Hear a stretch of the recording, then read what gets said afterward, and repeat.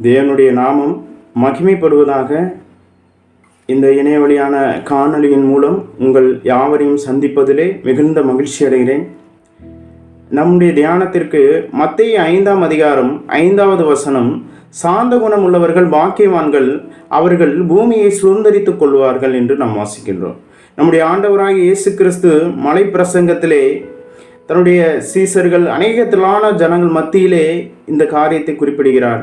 சாந்த குணம் உள்ளவர்கள் பாக்கியவான்கள் என்று, அவர்கள் பூமியை சுதந்தரித்துக் கொள்வார்கள் என்று நாம் வாசிக்கின்றோம். ஆக இங்கே சாந்த குணம் உள்ளவர்கள், ஆவியின் கனியின் அந்த 9 சுவைகளிலும் நாம் வாசிக்கின்ற வேளையிலே சாந்தம் அப்படிங்கிற அந்த குணாதிசயத்தை நாம் பார்க்க முடிகிறது.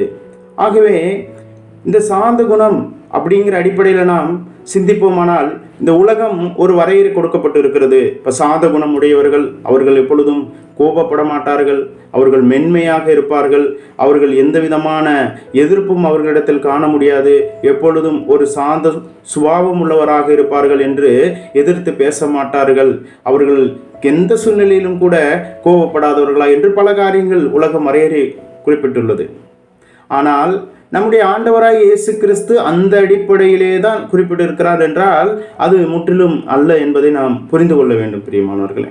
அதை நாம் ஒரு விசை சிந்திப்போமானால், என்னாகமம் 12ஆம் அதிகாரத்தில் மோசேயை குறித்து பரிசுத்த ஆவியானவர் குறிப்பிட்டுள்ள எழுதி வைத்து இருக்கக்கூடிய ஒரு காரியத்தை நாம் பார்க்கின்றோம். 12ஆம் அதிகாரம் 3வது வசனத்தில், மோசேயானவன் பூமியில் உள்ள சகல மனிதரிலும் மிகுந்த சாந்த குணம் உள்ளவனாய் இருந்தான். அந்த முந்தின 2 வசனங்களை நாம் பார்த்தோமானால், மிரியாமும் ஆரோனும் மோசேக்கு விரோதமாக எத்தியோப்பிய தேசத்து ஸ்திரியை விவாகம் பண்ணினது நிமித்தம் அவனுக்கு விரோதமாக பேசினதை பார்க்கிறோம். ஆக கர்த்தர் மோசையை கொண்டு மாத்திரம்தான் பேசினாரோ, எங்களை கொண்டும் பேச மாட்டாரோங்கிற அடிப்படையில் அவர்கள் அங்கே மோசைக்கு விரோதமாக முறுமுறுப்பதையும் விரோதமாய் காரியத்தை நாம் பார்க்கிறோம். ஆனால் அங்கே மோசை செய்த ஒரு காரியத்தை பார்க்கின்றோம். அவன் அந்த இடத்துல அவர்களுக்கு விரோதமாக எதிராக எந்த காரியமும் செயல்படவில்லை பிரியமானவர்களே. ஆக இங்கே முதலாவது சம்பவத்தில் இந்த சாந்த குணத்தை அவன் எப்படி வெளிப்படுத்தினான் என்பதை பார்க்கின்ற வேளையிலே, ஒருவன் நமக்கு விரோதமாக தனிப்பட்ட நிலையில அவதூறோ துன்பமோ கலகமோ செய்யும் பொழுது நம்மிடத்துல அதிகாரம் இருந்தும் பலம் இருந்தும் அமைதலாக இருக்கக்கூடிய அந்த முதல் சுபாவத்தை அந்த சாந்த குணம் என்று நாம் வாசிக்கின்றோம். அதே சமயத்தில் பூமியில் உள்ள சகல மனிதர்கள் மிகுந்த சாந்த குணம் என்று சாட்சி பெற்ற மோசே, யாத்திராகமம் 32வது அதிகாரத்தில் 19, 20 நாம் வசனங்களை வாசிப்போமானால், சீனாய் மலையிலே கர்த்தருடைய சமூகத்திலே மோசேயானவன் இருந்த பொழுது அங்கே இந்த ஜனங்கள், இஸ்ரவேல் ஜனங்கள், இங்கே கீழே இருக்கக்கூடிய அந்த ஜனங்கள் மோசே வெகு நாளாகி இன்னும் கீழே வரவில்லை, அவனுக்கு என்ன ஆனதோ என்று தெரியவில்லை, நமக்கு ஒரு தெய்வத்தை உண்டு பண்ணுவோம் என்று மோசே ஆரோனுக்கு இடத்தில் அந்த ஜனங்கள் முறுமுறுத்த பொழுது, ஆரோனும் தங்களிடத்தில் இருக்கக்கூடிய ஸ்திரீகளிடத்தில் இருக்கக்கூடிய அந்த அணிகலன்களை வாங்கி ஒரு பொன் கன்றுக்குட்டிகளை அவன் உருவாக்கி தேவனுக்கு கொடுக்க வேண்டிய அந்த மகிமையை புல்ல திங்கக்கூடிய அந்த கன்றுக்குட்டிக்கு கொடுத்த அந்த நிகழ்வை தேவ சமூகத்தில் எட்டி மோசேயின் இடத்துல கர்த்தர் சொல்றார், நீ அழைத்து வந்த அந்த ஜனங்கள் விரோதமாக எனக்கு செய்கிறாங்கன்னு சொல்லும் பொழுது அவன் மோசையானவன் அங்கே சாந்தமாக அந்த குணத்தை வெளிப்படுத்தல பிரியமானவர்களை. அங்கே 19வது வசனத்தை வாசித்தோம்னா, அவன் பாளையத்திற்கு சமீபித்து அந்த கன்றுக்குட்டியையும் நடனத்தையும் கண்டபோது மோசே கோபம் உண்டவனாகி தன் கையிலே இருந்த பலகைகளை மலையின் அடியிலே எறிந்து உடைத்து போட்டு என்று வாசிக்கிறோம். 20வது வசனத்தில், அதை சுட்டரித்து பொடியாக தண்ணீர் மேல் தூவி இஸ்ரவேல் புத்திரர் அதை குடிக்கும்படி செய்தான் என்று வாசிக்கிறோம். 28வது வசனத்தில் நம்ம வாசித்தோம்னா, அங்கே ஜனங்கள் ஏறக்குறைய 3000 பேர் விழுந்தார்கள். நாம் ஒன்று புரிந்து கொள்ள வேண்டியது அவசியமாக இருக்கிறது பிரியமானவர்களே.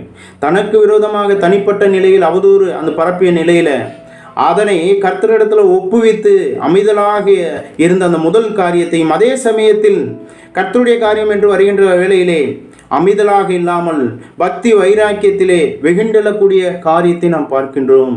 ஆகவே இந்த சாந்த குணம் என்பது நம்முடைய தனிப்பட்ட நிலையில் நமக்கு விரோதமாக செயல்படுகின்ற பொழுது அந்த காரியத்திற்கு நாம் விரோதமாக செயல்படாமல் கர்த்தரிடத்தில் அதை ஒப்பு கொடுத்தும், அதே சமயத்தில் தேவனுக்கு விரோதமாக, தேவ நீதிக்கு விரோதமாக செயல்படுகின்ற வேளையிலே அங்கே பக்தி வைராக்கியத்தை காண்பிக்கக்கூடிய ஒரு சூழ்நிலையை நாம் பார்க்கின்றோம் பிரியமானவர்களே. அந்த சாந்தம் குணம் என்பது அந்த ஒரு சமநிலையை நாம் பார்க்க முடிகிறது அல்லவா? 2 சாமுவேல் 16வது அதிகாரத்தில் நாம் பார்த்தோமானால் தாவீதுக்கு விரோதமாக அங்கே சீமேயி அநேக காரியங்களை அவன் இங்கே தூஷிக்கக்கூடிய ஒரு காரியத்தை பார்க்கின்றோம். அவன் கற்களை எறிந்தான். பேலியாளின் மனுஷனே, இரத்த பிரியனே, தொலைந்து போ என்று சீமேயி தாவீதை குறித்து அங்கே தனக்கு முன்பாக அவன் தூஷித்த காரியத்தை பார்க்கிறோம். ஆனால் தாவீதுடைய இடது பக்கத்திலையும் வலது பக்கத்திலையும் பார்த்தோம்னா சகல பலசாலிகள் இருந்தாங்க, சகல ஜனங்கள் இருந்தாங்க. ஆனால் தாவீது அந்த இடத்துல ஸ்டேட்மெண்ட்டை பார்த்தீங்கன்னா 2 சாமுவேல் 16:12 ஒருவேளை கர்த்தர் என் சிறுமையை பார்த்து இந்த நாளில் அவன் நிந்தித்த நிந்தனைக்கு பதிலாக எனக்கு நன்மையை சரி கட்டுவான்னு சொன்னான் பிரியமானவர்களே. அங்கே தனக்கு விரோதமாக ஒருவர் எழும்புகின்ற பொழுது அந்த இடத்துல அதை தேவ சமூகத்தில் ஒப்பு கொடுக்கின்ற பொழுது, மோசேக்கு விரோதமாக மிரியா எழும்பின பொழுது அதை தேவ சமூகத்தில் ஒப்பு கொடுத்த பொழுது மிரியாவுடைய காரியத்தை இறுதியில் நாம் பார்க்க முடிகிறது.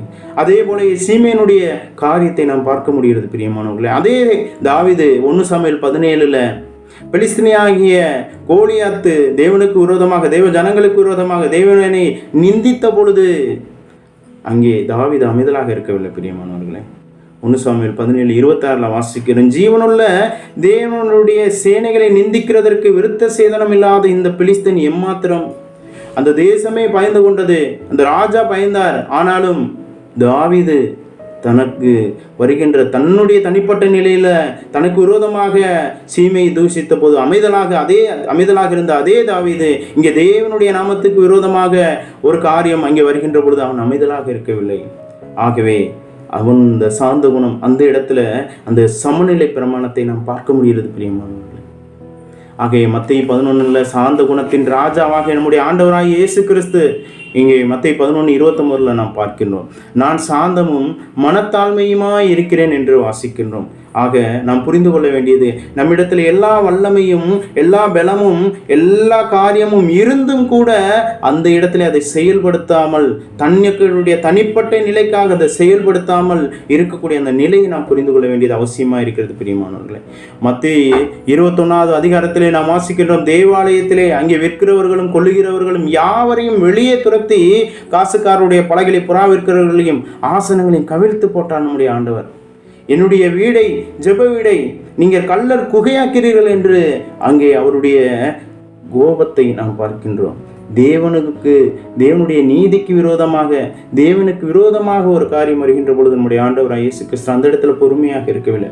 அதே சமயத்தில் நம்முடைய ஆண்டவராய் இயேசு கிறிஸ்து 1 பேதுரு 2:23 வாசிக்கிறோம், அவர் வையப்படும் போது பதில் வையாமலும் பாடுபடும் பொழுது பயமுறுத்தாமலும் நியாயமாய் தீர்ப்பு செய்கிறவருக்கு தம்மை ஒப்புவித்தார் என்று வாசிக்கிறோம் பிரியமானவர்களே.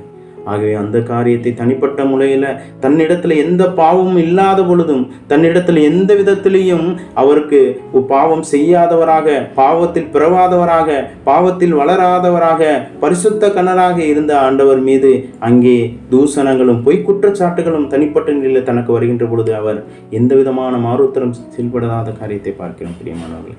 ஆகவே நம்முடைய வாழ்க்கை ஜீவியத்திலும் கூட அப்படிப்பட்ட ஒரு சாந்த குணத்தை வெளிப்படுத்தக்கூடியவர்களாக ஜீவிப்போம்.